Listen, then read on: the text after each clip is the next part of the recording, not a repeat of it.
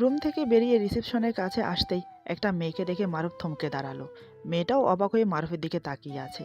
ব্যাপারটা আমি কিছুই বুঝতে পারছি না। আর মেয়েটাই বা কে? ওরা কি আগে থেকে একে অপরকে চেনে? মনের ভেতরে ভাবনার শেষ নেই।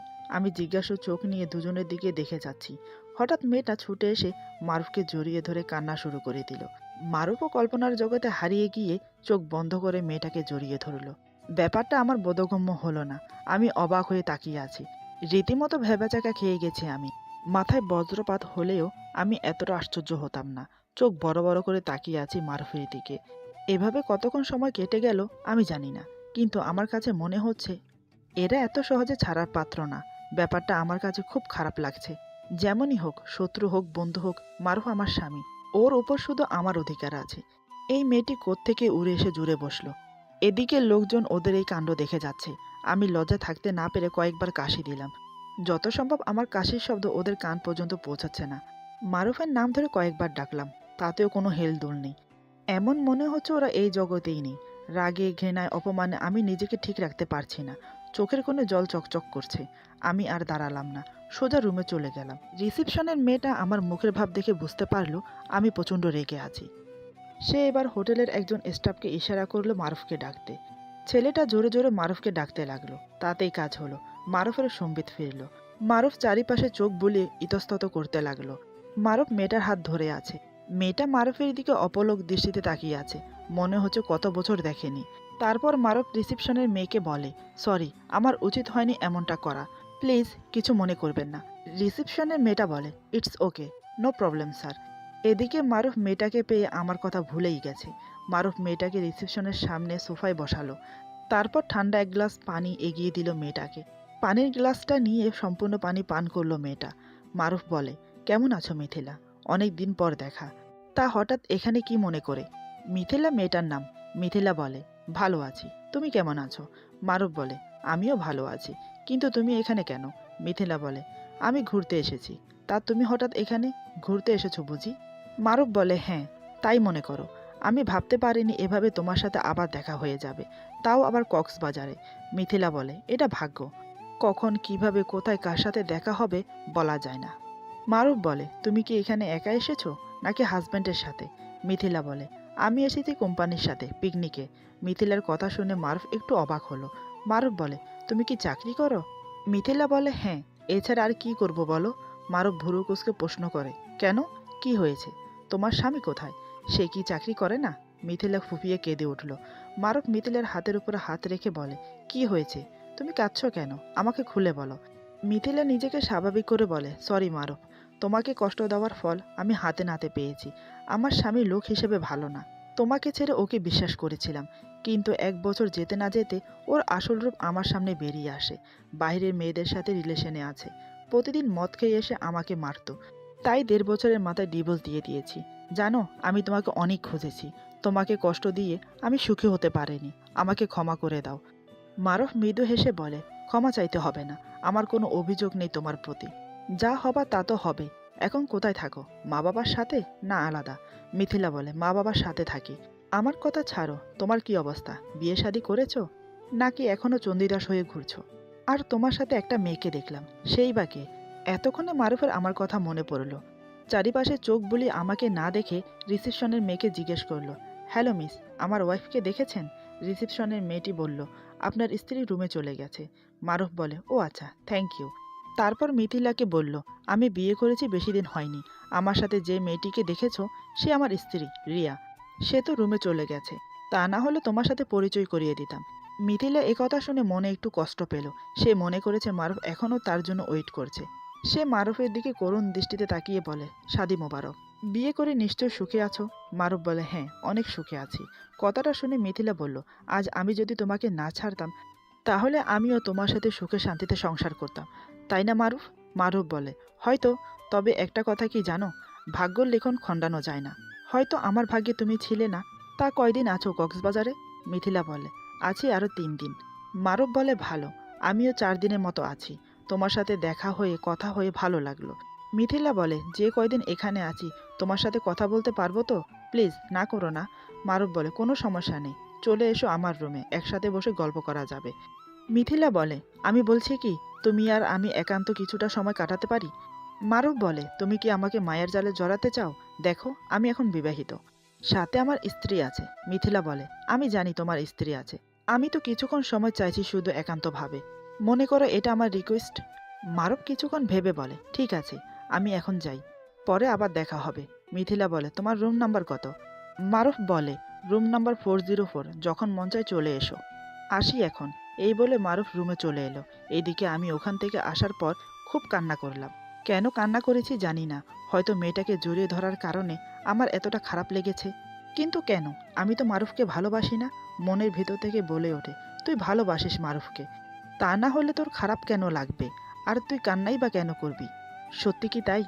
হঠাৎ মারুফ রুমে প্রবেশ করে। আমি জানালার পাশে দাঁড়িয়ে কান্না করছিলাম। মারুফকে আসতে দেখে চোখ মুখ মুছে নিলাম। মারুফ আমাকে উদ্দেশ্য করে বলে, কি ব্যাপার, আমাকে কিছু না বলে ওখান থেকে চলে এলে যে?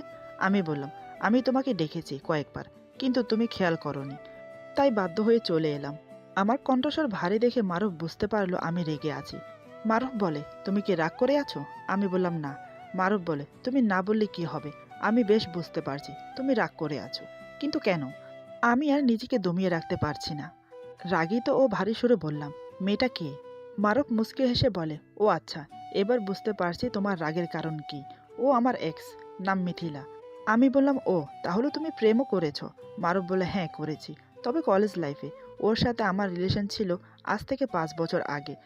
আমাকে ধোঁকা দিয়ে অন্য আরেকজনকে ভালোবেসে বিয়ে করেছে। তবে এটা আমার অতীত। কখন কবে আমি ওকে ভুলে গেছি নিজেও জানি না। আমি বললাম, অতীত না বর্তমান সেটা তো দেখতেই পেলাম। বাহ, কি মাখামাখি! আমার মনে হয় তুমি ওকে এখনো ভালোবাসো। কি তাই তো? মারুফ বলে, জীবনের প্রথম প্রেম এত সহজে ভোলা যায় না, তবে আমি চেষ্টা করেছি ভুলে নতুন করে শুরু করতে। আমি বললাম, তুমি পেরেছো ভুলতে? মারুফ বলে, সত্যি বলতে তোমাকে পাওয়ার পর থেকে আমি ওর নাম ও নিশান ভুলে গিয়েছি। আমি যে তোমাকে ভালোবাসি। এতক্ষণ রাগ হলেও নিজেকে স্বাভাবিক রেখে কথা বলছিলাম, কিন্তু এখন আর পারলাম না। চিৎকার করে বললাম, মিথ্যে কথা, তুমি আমাকে ভালোবাসো না। তুমি যদি আমাকে ভালোবাসতে তাহলে আমার সামনে মেয়েটাকে জড়িয়ে ধরতে না। ইভেন সবার সামনে মেয়েটাকে তুমি জড়িয়ে ধরেছ। সবাই দর্শকের মতো তাকিয়েছিল। আমি তোমাকে কতবার ডেকেছি, তুমি তো মেয়েটাকে জড়িয়ে ধরে অন্য জগতে হারিয়ে গেছো। আমার ডাক তুমি শুনতেই পেলে না। সবার সামনে আমাকে ছোট করেছো। সবাই না জানুক, রিসেপশনের মেয়েটি জানে আমি তোমার স্ত্রী। তুমি একবার ভেবেছো আমার কথা? আমি নিচে থেকে এসেছি প্রায় 1 ঘন্টা হতে চললো। কই, তুমি তো আমাকে খুঁজতে এলে না। তোমার প্রেমিকার সাথে কোলাকুলি শেষ করে তাকে ভালো করে সান্ত্বনা দিয়ে তারপর এসেছো। হয়তো বলেও এসেছো এরপর থেকে যোগাযোগ হবে। তাহলে তুমি আমাকে ভালোবাসলে কোন দিক দিয়ে? আমাকে বোঝাও, কোনো উত্তর আছে তোমার কাছে? এই বলে অন্যদিকে মুখ ফিরিয়ে কান্নায় ভেঙে পড়লাম। এটাকেই মনে হয় ভালোবাসা বলে। তা না হলে অন্য মেয়েকে জড়িয়ে ধরার কারণে আমি কেন জ্বলে পড়ে মরছি? আমার কথা শুনে মারুফ অপরাধীর মতো মাথা নিচু করে দাঁড়িয়ে আছে। আমার প্রশ্নের কোনো জবাব নেই ওর কাছে। মারুফ নিজের ভুলটা বুঝতে পারলো, সাথে এটাও বুঝতে পারলো আমি খুব কষ্ট পেয়েছি। আমাকে কাঁদতে দেখে মারুফ অবাক হয়ে তাকিয়ে আছে। সে মনে মনে ভাবছে, আমাকে স্বামীর অধিকার দেয় না, অথচ আমাকে অন্য কারোর সাথে দেখলে তাতে ও জ্বলে পুড়ে মরে। ভালোবাসে আমাকে, অথচ প্রকাশ করতে চায় না। এখন দেখো কিভাবে কান্না করছে। মারুফ এসে আমাকে পেছন থেকে জড়িয়ে ধরে কিস করে। আমি বললাম, ছাড়ো আমাকে। মারুফ বলে, রাগ করছো কেন? সরি। এসো তোমাকে ভালোবেসে রাগ কমিয়ে দিই। এই বলে আমাকে আদর করতে থাকে। আমি বললাম, আমি বলছি আমাকে ছাড়ো। দেখো, এমনিতেও আমার মাথা ঠিক নেই। মারুফ বলে, বললাম তো ক্ষমা করে দাও। আমি বললাম, আমি বলছি ছাড়তে, তা না হলে আমি কি করে বসবো আমি নিজেও জানি না। মারুফ আমাকে ছেড়ে দিয়ে বলে, আমি জানি তুমি আমাকে ভালোবাসো। আমি বললাম, আমি ভালোবাসবো তোমাকে? তোমার মতো একটা দুশ্চরিত্রকে? কখনো না। তোমার আসল রূপ আগেও আমি জানতাম, আর এখন তো আরো ক্লিয়ার হয়ে গেল। আমার কোনো ইচ্ছে নেই এখানে থাকার। এখন এই মুহূর্তে বাড়ি যাব আমি। মারুফ বলে, আজ এলাম আজই চলে যাব? আমি বললাম, তোমার গার্লফ্রেন্ড এসেছে, তুমি চাইলে থাকতেই পারো। আমাকে একটা বাসের টিকিট কেটে দিলেই চলবে, আমি চলে যাব। মারুফ বলে, তুমি আমার সাথে এসেছো, আমার সাথেই যাবে। আর আমরা 4 দিনের জন্য এসেছি, 4 দিন থেকে যাব। আমি বললাম, আমি থাকবো না। মারুফ বলে, পাগলামো করছো কেন? মিথিলা আমার এক্স, কবে ওর সাথে আমার ব্রেকআপ হয়ে গেছে, তুমি শুধু শুধু রাগ করছো। এমন সময় দরজায় টোকা পড়ে। মারুফ দরজা খুলে দেয়। দরজার বাইরে মিথিলা দাঁড়িয়ে আছে। মারুফ বলে, তুমি এখানে কি মনে করে? মিথিলা বলে, বারে, তুমিও তো বললে যে কোনো সময় আসতে পারো, তাই চলে এলাম আড্ডা দিতে। তা এখানে দাঁড় করিয়ে রাখবে না ভেতরেও আসতে দেবে? মারুফ মিথিলাকে রুমের ভিতরে নিয়ে আসে। এদিকে আমি মারুফের দিকে তাকিয়ে আছি। তারপর মারুফ আমাকে মিথিলার সাথে পরিচয় করিয়ে দেয়। মিথিলা বলে, মারুফ তোমার স্ত্রী খুব সুন্দরী, আমার থেকেও কিন্তু খুব সুন্দর। সত্যি তুমি লাকি, এটা বলতে হয়। মারুফ বলে, সত্যি বলেছ, আমি খুব ভাগ্যবান রিয়ার মতো স্ত্রীকে পেয়ে। আমি ওকে খুব ভালোবাসি, হয়তো তোমাকেও এতটা ভালোবাসিনি যতটা আমি ওকে ভালোবাসি।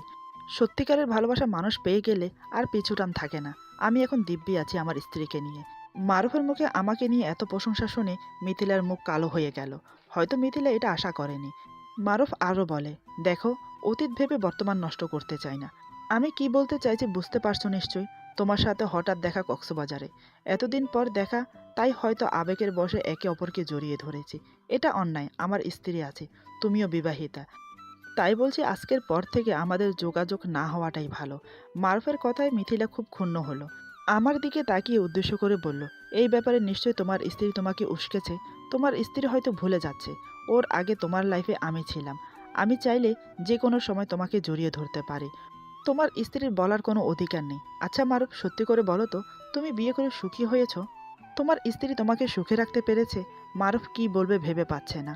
আমাদের মাঝে ভালোবাসা তো দূর, মান অভিমান ছাড়া আর কিছুই হয়নি। মিথিলা বলে, কি হলো, চুপ করে আছো কেন? উত্তর দাও। মারুফ বলে, সেটা একান্তই আমাদের ব্যক্তিগত ব্যাপার। আমাদের মাঝে কি সম্পর্ক আছে না আছে সেটা না হয় আমাদের মাঝে সীমাবদ্ধ থাকুক। আমি চাই না তুমি আমাদের মাঝে নাক গলাও। আমি চুপচাপ দাঁড়িয়ে শুধু শুনে যাচ্ছি, কিছু বলছি না। মারুফের কথা শেষ না হতেই হঠাৎ মিথিলা মারুফের হাত ধরে বলে, তুমি আমার ভালোবাসা। ওর আগে তুমি আমার ছিলে, আর এখনও আছো। মারুফ, আমরা কি নতুন করে শুরু করতে পারি না? আমি তো অবাক, এই মেয়েটা কি চায়? মারুফ হাঁ হয়ে তাকিয়ে আছে। কি করবে, কি উত্তর দেবে কিছুই বুঝতে পারছে না। মারুফ বলে, মিথিলা, তুমি এখন আসতে পারো। মিথিলা বলে, কেন?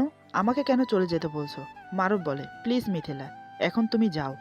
মিথিলা উঠে দাঁড়ায়, তারপর আমার দিকে আর মারুফের দিকে চোখ বুলিয়ে বলে, বেশ, আমি এখন চলে যাচ্ছি, পরে কিন্তু আবার আসবো। এই বলে চলে গেল। আমি মারুফের দিকে তাকিয়ে আছি। জানি না কেন বুকের ভেতরটা ব্যথা করছে, কেমন যেন শূন্য শূন্য মনে হচ্ছে। মারুফ আমাকে বলে, তুমি কিছু মনে করো না ওর কথায়। ওর হয়ে আমি তোমার কাছে ক্ষমা চাইছি। আমার কোনো ইচ্ছে নেই মারুফের কথা শোনার। আমি বালিশ বুকে নিয়ে শুয়ে শুয়ে অনেকক্ষণ কান্না করলাম। মারুফ বারবার আমাকে সান্ত্বনা দিচ্ছে। অনেকক্ষণ কান্না করার পর স্বাভাবিক হলাম। মারুফ রাতের খাবার অর্ডার দেবে। আমাকে জিজ্ঞেস করলো কি খাবো। আমি বললাম, আমার খিদে নেই। মারুফ বলে, কেন শুধু শুধু নিজেকে কষ্ট দিচ্ছ? আমি খাবার অর্ডার দিচ্ছি, প্লিজ খেয়ে নাও। আমি বললাম, আজকের পর থেকে আমাকে নিয়ে ভাবা বন্ধ করো। আমি কখন খাবো, কখন ঘুমোবো, কখন কি করব, এসব আমি বুঝবো। মারুফ বলে, আমি কি দোষ করলাম বলো? আমি তো ওকে ডেকে আনিনি, ও নিজে থেকে এসেছে। আমি বললাম, দোষ তোমার না, দোষ আমার কপালের। আমার কপাল খারাপ দেখে তোমার মতো একটা বাজে ছেলের সাথে আমার বিয়ে হয়েছে। মারুফ আর কথা বাড়ালো না, আমিও কথা বললাম না। রাতে না খেয়ে শুয়ে পড়লাম। মারুফ সোফায় শুয়ে পড়ল, কিন্তু আমার চোখে ঘুম নেই। মনে মনে চিন্তা হচ্ছে আমার, ঘুমিয়ে পড়লে যদি মারুফ মিথিলার কাছে যায়। কিন্তু না, মারুফ সেদিন রাতে মিথিলার কাছে যায়নি। পরের দিন ঘুম থেকে উঠেও কোনো নাস্তা করলাম না। মারুফ অনেকবার অনুরোধ করেছে, কিন্তু আমি খাইনি। মারুফ বলে, আমার উপর রাগ করে থেকে কেন খাচ্ছ না? অন্তত খাবারটা খেয়ে নাও, তারপর না হয় রাগ দেখাও। প্লিজ, আমার জন্য অন্তত নিজেকে কষ্ট দিও না। আমি বললাম, বললাম তো আমি খাবো না, আমার খিদে নেই। মারুফ বলে, না খেয়ে অসুস্থ হয়ে পড়লে তখন মাকে কি জবাব দেব? মা আমাকে আস্ত ছাড়বে না। আমি বললাম, আমার জন্য কেন দরদ উতলে পড়ছে? আমি তোমার কেউ না, তোমার গার্লফ্রেন্ড এখানেই তো আছে, ওর কাছে যাও, ওর কাছে গিয়ে ওকে আদর যত্ন করে খাওয়াও। মারুফ বলে, রিয়া, কেন বুঝতে চাইছো না? মিথিলা আমার অতীত, আর তুমি আমার বর্তমান। আমি বর্তমান ছেড়ে অতীতের কাছে কেন যাব? আমি কি একবারও বলেছি আমি তোমাকে নিয়ে সুখী নেই? তোমার আমার মাঝে যাই হয়ে যাক, কিন্তু আমি তোমাকে ভালোবাসি, তোমাকে নিয়েই আমি খুশি। মানছি আমাদের মাঝে এখনও স্বামী স্ত্রীর ভালোবাসার সম্পর্কটা গড়ে ওঠেনি, কিন্তু তোমার আচরণে আমি এটা উপলব্ধি করতে পারছি তুমি আমাকে ভালোবাসো। তোমার মনে যখন আমার জন্য ভালোবাসা জন্মেছে, সেটা বাস্তবে রূপান্তর নিতে কতক্ষণ লাগবে? একদিন ঠিকই আমি তোমার ভালোবাসা জয় করব। আমি বললাম, আমি তোমাকে ভালোবাসি না, আর কখনো ভালোবাসবো না। কাল মিথিলা তোমার হাত ধরে জিজ্ঞেস করেছিল, তুমি কি বিয়ের পর আমাকে নিয়ে সুখে আছো? কই, তখন তো তুমি মুখ ফুটে কিছু বললে না। তোমার চুপচাপ ওকে বুঝতে সহজ করে দিয়েছে যে আমরা দাম্পত্য জীবনে সুখী নেই। মিথিলা এটাও বুঝে নিয়েছে তুমি এখনও ওকে ভালোবাসো, এখনও তোমার মাঝে ওর জন্য দুর্বলতা আছে। তার প্রমাণ কাল হাতে নাতে পেয়েছে, একবার নয়, দুইবার পেয়েছি। আমিই তো বাধা তোমাদের মাঝে, আমি না হয় চলে যাব। মারুফ ছুটে এসে আমার মুখ চেপে ধরে বলে, কোথায় যাবে তুমি আমাকে ছেড়ে? আমি যেতে দিলে তো তারপর তুমি যাবে। আমি তোমার স্বামী, তোমার সম্পূর্ণ অধিকার আমার উপর আছে। তুমি না হয় আমাকে অধিকার দাওনি, কিন্তু আমি তোমাকে দিয়েছি। তোমার স্বামীকে অন্য মেয়ে জড়িয়ে ধরবে, হাতে হাত রাখবে, আর তুমি সেটা চেয়ে চেয়ে দেখবে। তোমার স্বামীকে তুমি না চাইলে কেউ কেড়ে নিতে পারবে না। নিজের হক নিজের স্বামীকে নিজে থেকে ছিনিয়ে নিতে হয়। আমি জানি তুমি আমাকে ভালোবাসো, মুখে প্রকাশ না করলেও আমি বুঝতে পারছি। তোমার চোখের পানি আমাকে জানান দিয়েছে তুমি আমাকে ভালোবাসো। তোমার রাগ অভিমান আমার উপর রাগ করে না খেয়ে থাকা কেন বলতে পারো? কারণ তুমি আমাকে ভালোবাসো। তুমি আমাকে অন্য কারোর সাথে দেখতে পারছো না। আমি তোমার, শুধু শুধু তোমার। কয়েক মিনিটের জন্য আমিও আবেগী হয়ে পড়লাম। মারুফের হাতের উপর হাত রেখে বললাম, সত্যি বলছো? মারুফ বলে, হ্যাঁ সত্যি বলছি। তুমি ভাবলে কি করে ওই মিথিলার কথায় আমি তোমাকে ভুলে ওর কাছে চলে যাব? তুমি যে আমার পুণ্যের ফল। আমি বললাম, হয়েছে, অনেক রোমান্টিক সুরে গান গেয়েছো। একটু পর যখন ওই ডানিটা আবার আসবে তখন তো গলে মোম হয়ে যাবে। এই বলে নিজের হাত ছাড়িয়ে নিলাম। মারুফ মনে মনে ভাবছে, এ কেমন মেরে বাবা, এত বুঝাই তারপরও বুঝতে রাজি না। 2 দিন হয়ে গেল না খেয়ে আছে। এভাবে থাকলে যে শরীর খারাপ করবে।